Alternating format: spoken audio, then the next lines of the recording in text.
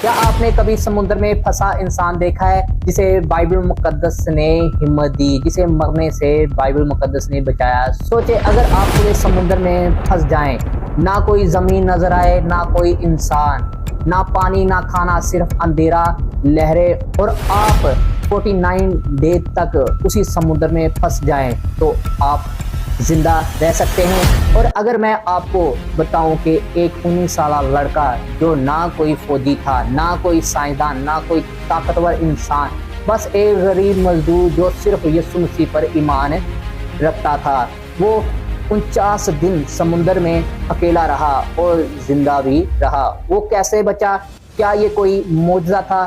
کیا فرشتے آئے، یا اس نے خود کچھ ایسا کیا جو دنیا کے لیے حیرت بن گیا؟ اور سب سے حیران کن بات، وہ ان 49 ڈے میں بائبل مقدس پڑھتا رہا اور خدا سے باتیں کرتا رہا۔ اسی ایمان نے اسے ٹوٹنے نہیں دیا۔ میں آپ کو وہ سچی کہانی سنانے والا ہوں جسے سن کر آپ کے جسم میں کپ کپی دوڑ جائے گی اور آپ کا ایمان مضبوط ہو جائے گا۔ آج ہم بات کرنے والے ہیں انڈونیشیا کے ایک مسیحی نوجوان کی، جس کا نام ہے ایلڈی نوول۔ یہ کہانی صرف سروائیول کی نہیں، یہ کہانی ہے ایمان کی، یہ کہانی ہے امید کی، یہ کہانی ہے خدا کی حفاظت کی۔ اگر آپ چاہتے ہیں کہ ایسی مزید حقیقی اور ایمان کو مضبوط کرنے والی کہانیاں آپ تک پہنچتی رہے، تو ابھی ویڈیو کو لائک کریں اور چینل کو سبسکرائب کریں۔ چلے اب شروع کرتے ہیں۔ وہ لمحہ جب ایک لڑکا سمندر میں گم ہو گیا۔ یہ کوئی امیر گھر کا بچہ نہیں تھا، وہ انڈونیشیا کے ایک مسیحی غریب علاقے سے تعلق رکھتا تھا۔ اس کا خاندان محنت کش تھا، اس کے والدین کی زندگی بھی آسان نہیں تھی۔ ایلڈی کا بچپن غربت میں گزرا، لیکن اس کے اندر ایک چیز بہت مضبوط تھی، وہ تھی ہمت۔ وہ پڑھائی کے ساتھ ساتھ کام بھی کرتا تھا، کیونکہ گھر کے حالات ایسے تھے کہ صرف خواب دیکھنے سے پیٹ نہیں بھرتا۔ اس نے کم عمری میں ہی سمندر سے دوستی کر لی تھی۔ انڈونیشیا میں بہت سے لوگ فشنگ انڈسٹری سے جڑے ہوتے ہیں۔ ایلڈی بھی ایک فشنگ ورکر تھا۔ اس کا کام تھا سمندر کے اندر ایک فلوٹنگ فشنگ پلیٹ فارم پر رہنا اور مچھلیوں کے لیے لگائے گئے جالوں کی نگرانی کرنا۔ یہ پلیٹ فارم ایک لکڑی کا چھوٹا سا گھر ہوتا ہے جو سمندر میں تیرتا رہتا ہے۔ اس کے نیچے جال لگے ہوتے ہیں، مچھلیاں پھنس جاتی ہیں اور وہ پھر مزدور انہیں جمع کرتا ہے۔ اسے مقامی زبان میں رمپون کہتے ہیں۔ ایلڈی اکثر کئی دنوں تک اسی پلیٹ فارم پر رہتا تھا۔ کبھی کبھار اس کے پاس کچھ راشن پانی ہوتا تھا اور کچھ دن بعد ایک کشتی آتی جو اس کے لیے کھانا اور پانی لے کر آتی اور مچھلیاں واپس لے جاتی۔ یہ ایک معمول کی زندگی تھی، لیکن پھر ایک دن قدرت نے وہ طوفان بھیجا جس نے ایلڈی کی زندگی کو بدل دیا۔ اس دن وہ رات عام رات نہیں تھی، سمندر کا مزاج بدل چکا تھا۔ ہوا تیز تھی، بادل گہرے تھے اور لہریں جیسے کسی غصے میں ہو۔ ایلڈی بھی اپنے روم پوم پر موجود تھا۔ وہ جانتا تھا کہ طوفان آ رہا ہے، لیکن اسے یہ اندازہ نہیں تھا کہ یہ طوفان اسے زمین سے جدا کر دے گا۔ اچانک ایک بہت بڑی لہر آئی اور روم کو زور سے ہلا دیا۔ ایلڈی نے رسیوں کو دیکھا، وہ رسیاں جس سے وہ پلیٹ فارم بندھا ہوا تھا، اور اگلے ہی لمحے رسی ٹوٹ گئی۔ ایلڈی کی آنکھوں کے سامنے اس کی پوری دنیا ٹوٹ گئی۔ روپون آزاد ہو گیا اور لہریں اسے بہا کر لے جانے لگی۔ ایلڈی چیخا، لیکن سمندر کی آواز اس کی آواز کو کھا گئی۔ اس نے ہاتھ ہلایا، لیکن اندھیرے میں کوئی دیکھنے والا نہ تھا، اور پھر ایلڈی کا روپون کھلے سمندر کی طرف نکل گیا۔ صبح ہوئی، ایلڈی کی آنکھیں کھلی تو ہر طرف پانی تھا۔ کوئی زمین نہیں، کوئی جزیرہ نہیں، کوئی آواز نہیں، صرف سمندر۔ ایلڈی کے دل میں ایک سوال تھا، میں کہاں ہوں؟ اس نے دور تک دیکھا، لیکن کچھ نظر نہ آیا۔ اس نے اندازہ لگایا کہ وہ ساحل سے بہت دور نکل چکا ہے۔ اب اس کے سامنے 3 بڑے دشمن تھے، پیاس، بھوک، خوف، اور ان تینوں میں سب سے خطرناک دشمن تھا پیاس، کیونکہ کھانا نہ بھی ملے تو انسان کچھ دن گزار سکتا ہے، لیکن پانی کے بغیر انسان چند دن میں ختم ہو جاتا ہے۔ سمندر میں پانی بہت تھا، لیکن وہ نمکین تھا۔ اگر وہ پی لیتا تو اس کا جسم ڈی ہائیڈریٹ ہو جانا تھا اور وہ مر جاتا۔ चंद दिनों में इसके पास कुछ राशन था, नूडल्स, चावल शायद और बिस्कुट।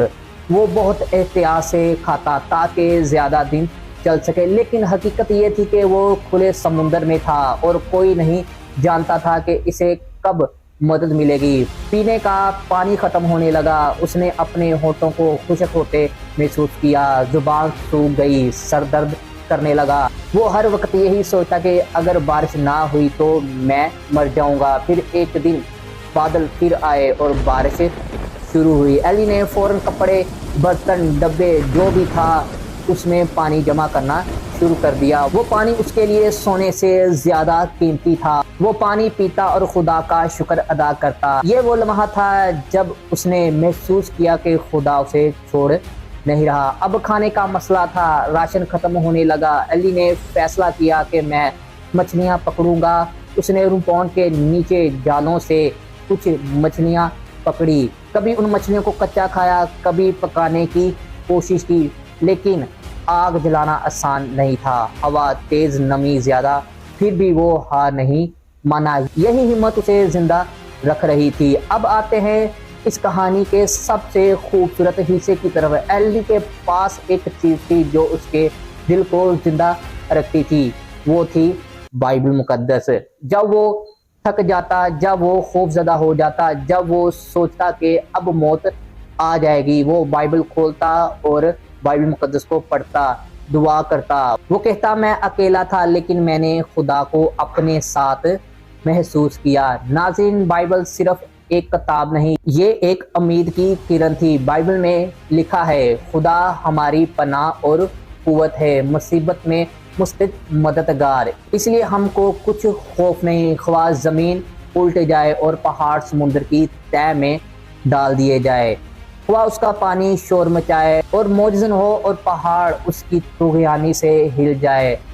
एली के लिए ये आयत हकीकत बन गई। कभी कभार इंसान की जिंदगी में ऐसा वक्त भी आता है जब इंसान के पास कुछ नहीं बचता, ना पैसा, ना ताकत, ना दोस्त, ना मदद होती है। तो होता है तो बस एक खुदा होता है, और जब खुदा साथ होता है तो समुंदर भी आपके आगे हार मान जाता है।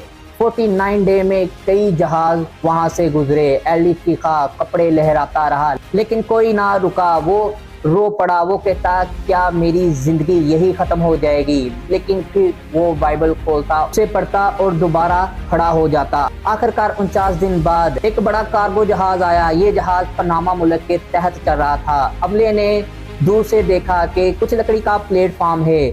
जब करीब आया तो देखा कि एक इंसान है, कमजोर है लेकिन जिंदा। वो हैरान रह गए। उन्होंने फौरन इसे रेस्क्यू किया, इसे पानी दिया, खाना दिया और इलाज किया। एली रो रहा था और वो सिर्फ एक जुमला कह रहा था, थैंक यू गॉड। जब एली वापस आया, घर वालों ने उसे देखा तो रो पड़ा। उन्होंने तो उम्मीद छोड़ दी थी, लेकिन खुदा ने उसे वापस लौटा दिया। ये वाकई एक जिंदा मौजज़ा था। नाज़रीन, ये कहानी हमें सिखाती है, उम्मीद कभी ना छोड़े, दुआ कभी ना छोड़े, खुदा कभी देर नहीं करता।